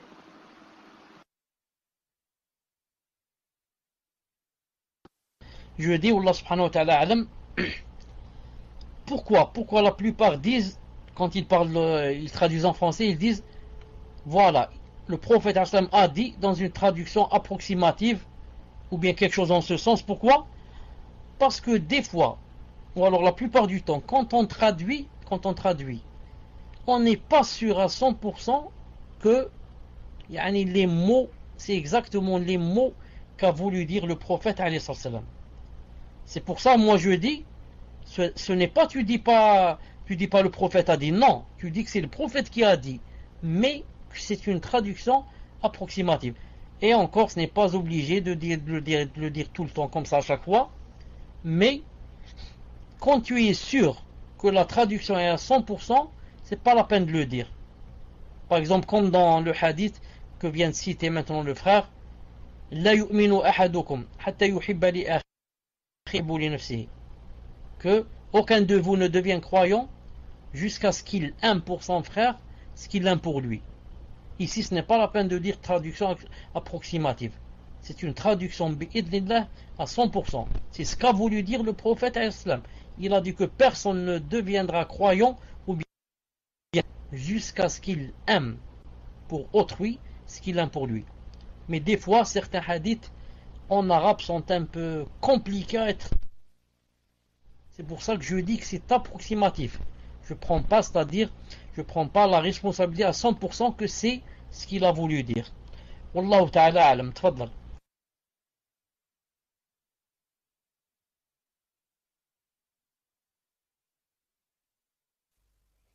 Non, chérie, il est 22h30 chez vous et 23h30 chez nous. Est-ce que c'est terminé? On rajoute une question.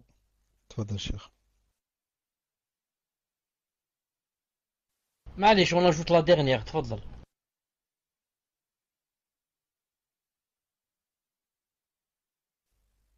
Non, donc la dernière question, Inch'Allah. Mais que ce ne soit pas sur le divorce. Donc on regarde, Inch'Allah, question d'une sœur.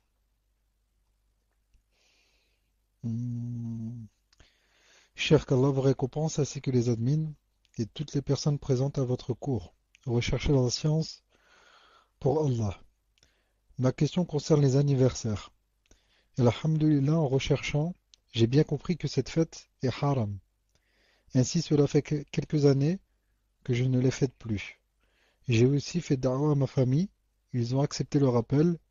Ils ne fêtent plus les anniversaires, mais tiennent quand même à s'offrir entre eux des cadeaux. Il se trouve que j'ai une petite fille qui va avoir 1 an dans 2 mois, Inch'Allah. Réaction, si on offre des cadeaux à ma fille, dois-je les accepter en détestant cet acte au fond de moi, ou dois-je le donner à des pauvres? Je précise que ma famille n'est pas convertie, et l'effet de ne pas accepter leurs cadeaux ne pourra pas causer un grand mal,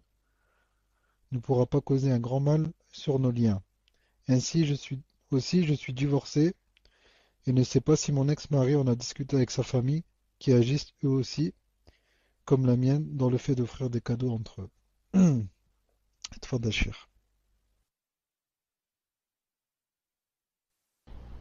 Est-ce que je comprends que elle parle des cadeaux d'anniversaire, la première, et que je comprends aussi que celle qui parle et sa famille ne sont pas des reconvertis? Tfadal. Ça veut dire que ce sont des musulmans, musulmans de souche. C'est ce qu'elle veut dire, n'est-ce pas?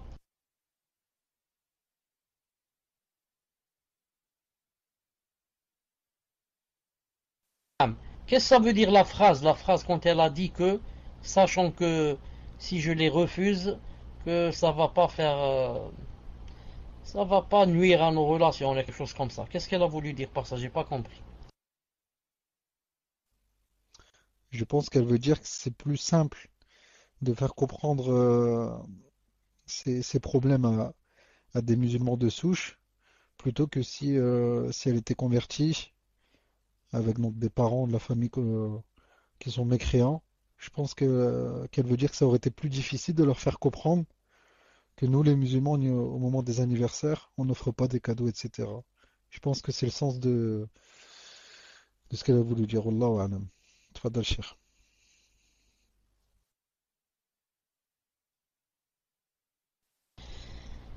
Naam, ce n'est pas facile, même parmi les musulmans, yani, de leur enlever des habitudes qu'ils font depuis 20, 30, 40 ans et comme ça. Et naam, il faut vraiment yani, avoir de la hikmah et de la sagesse, Inch'Allah ta'ala, faire comprendre que c'est quelque chose yani, qui ne vient pas de chez nous, qui n'a aucune relation avec l'islam, qui vient des chrétiens. Qui vient des chrétiens. Non. C'est un peu comme lorsqu'on veut faire comprendre aux gens, pas de fête pour Mawlid Nabawi. Et ils te disent comment, c'est le prophète Aslam, nous on l'aime, etc., etc. Donc il faut du ilm pour leur faire comprendre ces choses-là. Je dis, en fait en islam, il n'y a que, comme vous savez, 2 ou 3 fêtes. La fête Aïd, la fête du grand Aïd, du vendredi, car le vendredi s'appelle aussi Aïd. Et il y a des fêtes religieuses, comme lorsque quelqu'un se marie, il y a la aqiqa, et comme ça. Sinon, les anniversaires, c'est vrai, à caractère chrétien. D'abord, c'est une bid'a, ça vient des chrétiens. Ça veut dire que je suis en train de revivifier quelque chose du digne des chrétiens chez moi, le musulman. C'est pour ça que c'est pas comme croient certains que c'est juste, te dis c'est juste une habitude. Non, c'est juste une habitude. Pour moi, je suis en train de l'âge et que en préparer, c'est pas vrai. Tout ça, c'est pas. Tu peux te rappeler avant cela. Et le musulman se rappelle tout le temps. Il n'attend pas le jour où il est né commencer à me rappeler. Non. Ensuite, si c'était juste un rappel, alors pourquoi tu me donnes des cadeaux? Pourquoi on se fait un cadeau? Pourquoi on commande le gâteau? Pourquoi on s'invite? Pourquoi ceci? Pourquoi cela? Ce qui est une preuve que, vraiment, comme a dit le prophète islam, il a dit que sunana et sanana, من كان قبلكم شبرا بشبر وذراعا بذراع حتى لو أنهم دخلوا جحر ضب لدخلتموه. Ils ont dit c'est qui à Rasulallah, ceux qui on va suivre en pont par en pont et bras par bras. Il a dit, ils ont dit c'est qui, c'est les Yahoud ou Nasara, les Juifs et les chrétiens. Il a dit alors c'est qui si c'est pas eux. Non. Donc le musulman, il faut qu'il évite de faire les anniversaires et qu'il apprenne aux gens que ça c'est haram, et si c'est possible qu'il leur dise attention, barakallahu fikum pour les cadeaux etc., mais je ne les prends pas. Non, je ne prends pas de cadeaux d'anniversaire car c'est haram. Si maintenant donner ou là, essaye de voir comment t'en débarrasser et de les donner sans dire d'où ça vient. Et de les donner sans dire d'où ça vient. Et peut-être si quelqu'un va les garder, je ne sais pas s'il peut les garder. Si vous voulez, je vous fasse, Inch'Allah Ta'ala, je vous ferai des recherches. Inch'Allah Ta'ala. Voilà. Mais de préférence qu'ils leur apprennent que c'est haram etc. et qu'ils ne prennent pas les cadeaux. Comme ça, eux, ils ne vont pas lui donner. Ils savent que tu es du genre fanatique. Toi, tu es un fanatique, tu n'aimes pas les anniversaires, tu dis tout est haram, la yajouz, la yajouz, la yajouz. Donc, alhamdoulilah, on t'a mis une étiquette, tu es un fanatique, tu es quelqu'un qui dit que tout est haram, donc on t'a fait, alhamdoulilah, et voilà. Cheikh Khadir, j'ai oublié. Prochain cours, Inch'Allah Ta'ala, j'essaie, Allah Ta'ala. Ibn Jazari, tu avais quelque chose sur l'Aïd.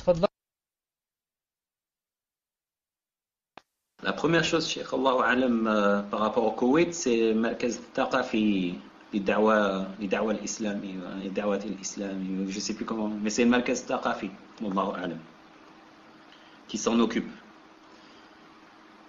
Et donc en fait, la première chose, Cheikh, la sœur qui avait posé la question sur la bise demande, en fait, ce que je trouvais contradictoire, c'était de ne pas préciser que ça ne faisait pas partie de la sunna.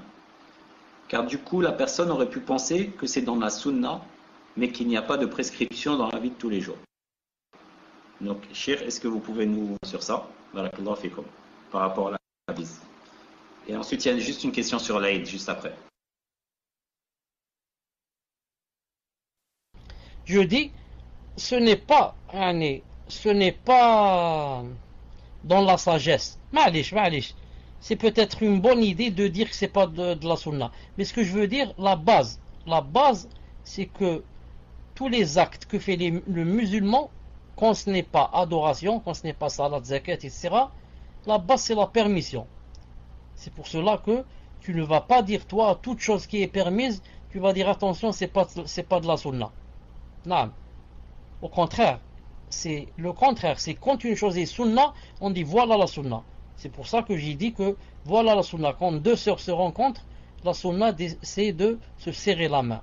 Pour rentrer dans le hadith qui dit que quand deux personnes se rencontrent et se tendent la main, se serrent la main, les dhunub, les péchés commencent à tomber jusqu'à ce qu'ils se retirent les mains. Donc, c'est quand c'est sunna qu'on dit cette chose est sunna. Mais ce n'est pas quand c'est pas sunna, on dit telle chose n'est pas sunna. Pourquoi? Parce que là-bas, c'est que tout est permis. Toute l'alaqat, tout ce que fait le musulman dans sa vie est permis jusqu'à donner une preuve que telle chose n'est pas permise. J'ai bien compris ce qu'a voulu dire la sœur. J'ai bien compris, alhamdoulilah, ce qu'a voulu dire la sœur. Tfaddal. Alhamdoulilah, la sœur dit que c'est très complet. Barakallahu fikum, cher. Et donc la dernière question, c'est une sœur qui demande, donc une sœur malade en ce moment, qui est victime de vertiges et de maux de tête fréquents, doit-elle se rendre à la prière du Eid malgré sa maladie, ou exceptionnellement peut-elle être dispensée en attendant qu'Allah la guérisse? De même, elle vous demande de faire dua pour qu'Allah la guérisse, car elle a mal tout le temps et est contrainte à ne pas sortir depuis plusieurs jours, tellement elle ne tient pas le coup. Barakallahu fikum, cher.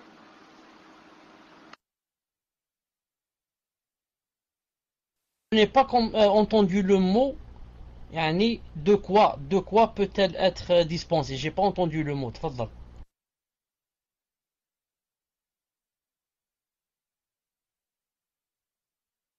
Est-ce qu'elle peut être dispensée pour la prière de l'Aïd?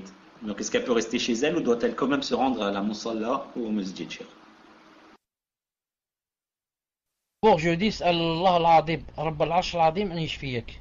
Je dis à cette sœur, Allah al-Azim, Rabb al-Arsh al-Azim an yashfiyek. Ensuite, chaque personne fait des doigts comme ça, tout seul. Quand il prie ou là, quand il se prosterne ou là, il fait des doigts aux gens qu'il connaît ou là, dont il a entendu d'eux qu'ils sont malades. Et comme ça, pour que les anges disent Amin, et ainsi pour toi. Comme ça disent les anges. Ils disent Amin pour la personne dont tu fais les doigts et aussi pour toi. Et vous connaissez tous le hadith authentique que quand une personne, voit une personne qui est malade et qu'elle dise entre elles, sur ses lèvres, disent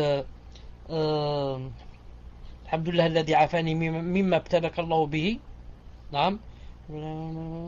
Ensuite, il y a autre chose que j'oublie maintenant, une seconde. Rappelez-moi qu'est-ce qu'il y a après cette doua et qu'il fasse ensuite une doua à la personne que Allah subhanahu wa ta'ala va le dispenser de cette maladie. Qu'est-ce que je voulais dire aussi? Je voulais dire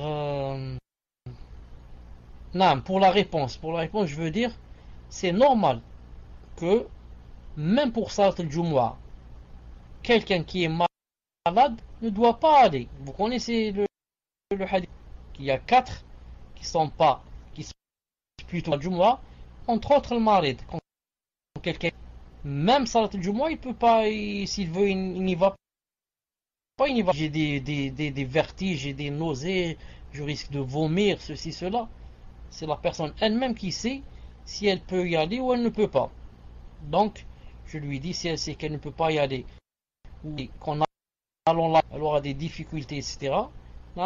Elle est excusée.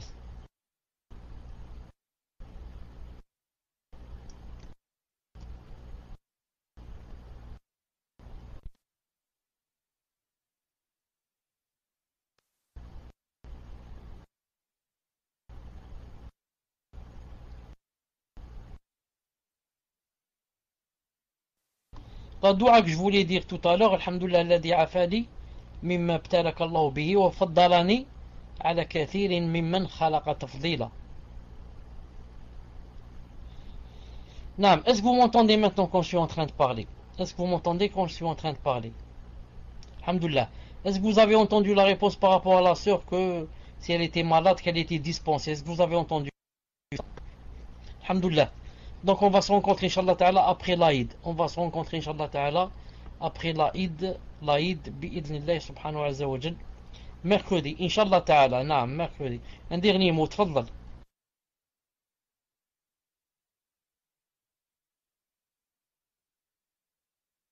C'était juste pour dire, Cheikh, que suite à l'intervention que j'avais faite en tout début, j'ai eu beaucoup de témoignages de frères et de sœurs reconvertis, donc nos frères et sœurs en Allah Azza wa Jal.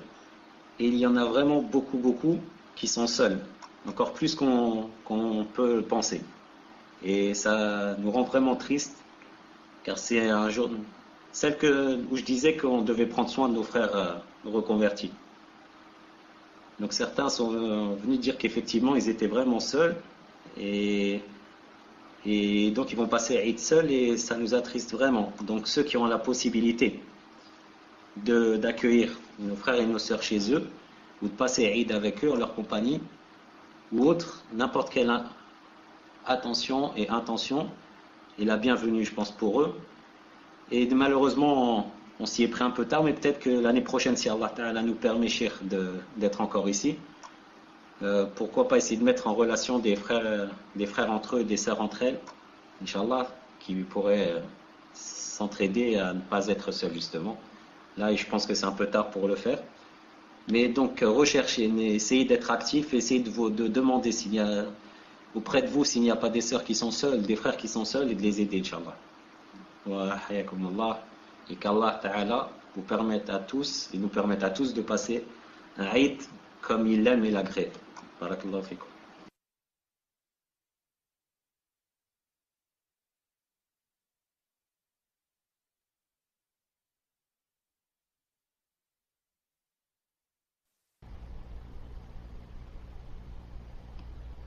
Naam, est-ce que vous m'entendez? Est-ce que vous m'entendez? Alhamdulillah. Naam, c'est comme tu as dit.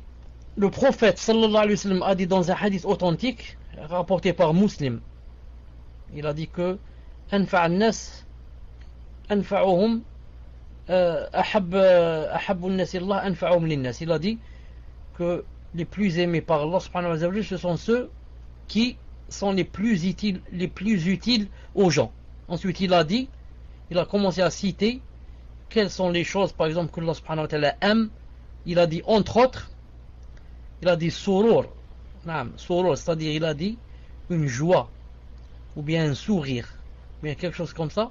Il a dit une gaieté que tu fais rentrer dans le cœur de ton frère. Quand il a dit ton frère, ta soeur aussi, bien sûr. Quelqu'un qui passe le ramadan seul, imaginez, le ramadan est tout seul, alors que le ramadan c'est vraiment, pour le musulman, c'est vraiment la grande joie, tout seul, imaginez. La même chose pour l'Aïd, quelqu'un qui va passer l'Aïd tout seul, alors que je sais que il est juste devant moi, dans mon quartier, et que je peux l'inviter. Vraiment, quelqu'un qui fait ça à son frère, à sa soeur. C'est pour ça que je dis que Inch'Allah Ta'ala, comme a dit Abu Zakaria, si Allah subhanahu wa ta'ala rallonge dans notre vie jusqu'à Inch'Allah Ta'ala le prochain Ramadan et le prochain Aïd, Inch'Allah Ta'ala, il faut me rappeler, c'est tout. Il faut me rappeler, on va faire une liste. On va faire une liste avec des noms. Dans chaque ville. Non, c'est moi qui viens, arrête, Tamallah. C'est moi qui viens chez toi. Je disais, on va faire Inch'Allah Ta'ala une liste. Et, barakallahu fik, et avec des noms. Telle personne qu'elle est invitée, Inch'Allah Ta'ala, dans telle famille, dans tel quartier, tel nom, etc. On doit préparer cela au moins un mois avant le Ramadan, Inch'Allah Ta'ala. Pour que il n'y ait aucune personne, Inch'Allah Ta'ala, reconvertie ou pas reconvertie, qui passe le Ramadan toute seule, bi'idhnillah subhanahu wa ta'ala. Allahumma bihamdik shahadu an la ilaha illa ant astaghfiruka wa atubu ilayk. On se rencontre Inch'Allah Ta'ala après l'Aïd, puisse Allah subhanahu wa ta'ala nous aider à passer l'Aïd comme ça plaît à Allah Azza wa Jal et ça le ravit. Assalamu alaikum wa rahmatullahi wa barakatuh.